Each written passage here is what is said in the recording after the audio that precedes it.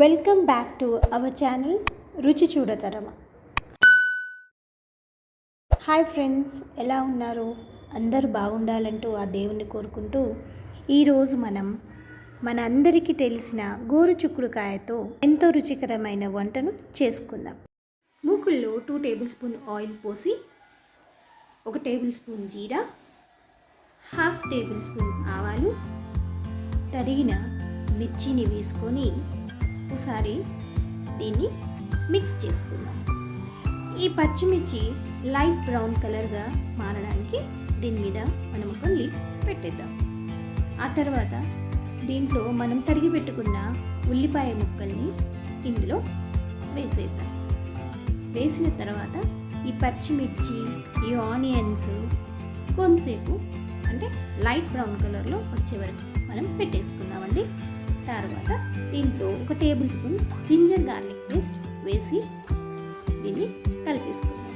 కలిపేసిన తర్వాత ముందుగా పెట్టుకున్న కర్రీ లీవ్స్ వేసుకున్న తర్వాత మనం 1/4 టేబుల్ స్పూన్ పసుపు వేసేద్దాం.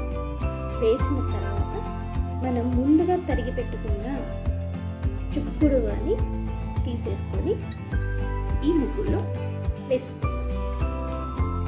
నార తీసి ముక్కలుగా వేసుకున్న లేత గోరుచిక్కుడుకాయను వేసి బాగా కలిపి మూత పెట్టండి. గోరుచిక్కుడు మగ్గేలోపు దాని గురించి తెలుసుకుందాం. గోరుచిక్కుడు మధుమేహానికి మంచి ఔషధంగా పనిచేస్తుంది.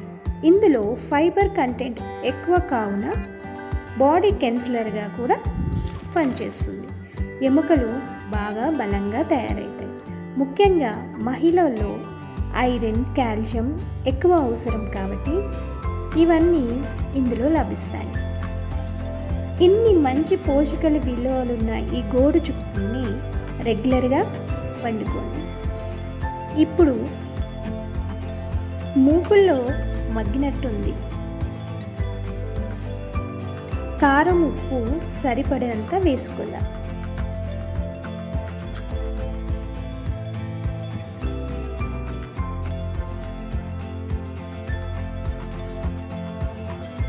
చివరిలో ధనియా పొడి,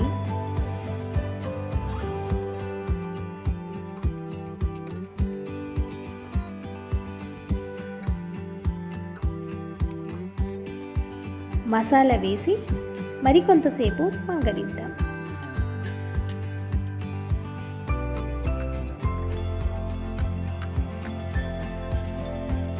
ఫైనల్ టచ్గా కొత్తిమీరని చల్లుకుందాం. అంతే, ఎంతో రుచికరమైన గోరుచిక్కుడుకాయ కర్రీ రెడీ. చూసారుగా మన రెసిపీ. కొత్త రెసిపీతో మళ్ళీ కలుద్దాం. Stay safe, stay healthy. For more update videos please subscribe to our channel. Don't forget to like and share. Thank you.